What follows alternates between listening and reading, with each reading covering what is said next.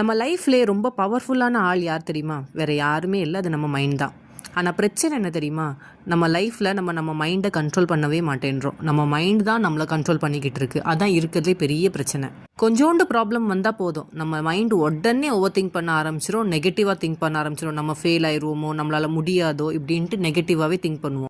But remember one thing, mind இருக்கிறதுலே பெஸ்ட்டான ஒரு சர்வெண்ட். அதை நம்ம அடிமையாக வச்சுருந்தோன்னா நம்ம லைஃப் நம்ம கண்ட்ரோலில் இருப்போம்.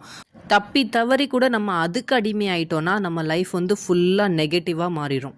நம்ம மைண்டை மட்டும் நம்ம கண்ட்ரோல் பண்ண கற்றுக்கிட்டோன்னா கண்டிப்பாக நம்ம லைஃப்பில் இருக்க பயத்தையும் நம்மளால் கண்ட்ரோல் பண்ண முடியும், நம்ம கோபத்தையும் நம்ம கண்ட்ரோலில் வச்சுருக்க முடியும். அதே மாதிரி நம்ம ஸ்ட்ரெஸ்ஸும் நம்ம கண்ட்ரோலில் தான் இருக்கும். கண்ணாடி முன்னாடி நின்றுட்டு டெய்லியும் உங்களுக்கு நீங்களே சொல்லிக்கோங்க, என் மைண்டை நான் தான் கண்ட்ரோல் பண்ணுறேன், என் மைண்ட் என்ன கண்ட்ரோல் பண்ணலை அப்படின்ட்டு. ஸோ ஃபைனலி உங்கள் மைண்ட் செட் தான் உங்களோட பிக்கெஸ்ட் ஸ்ட்ரென்த். அதே மாதிரி உங்களோட பிக்கெஸ்ட் வீக்னஸும் உங்கள் மைண்ட் செட் தான். ஸோ உங்கள் லைஃப் உங்கள் கண்ட்ரோலில் இருக்கணும்னா உங்கள் தாட்ஸையும் உங்கள் மைண்ட் செட்டையும் உங்கள் கண்ட்ரோலில் வச்சுக்க ட்ரை பண்ணுங்கள். அப்போ தான் உங்கள் லைஃப் மாறும். மைண்ட் செட் மேட்டர்ஸ் மோர்.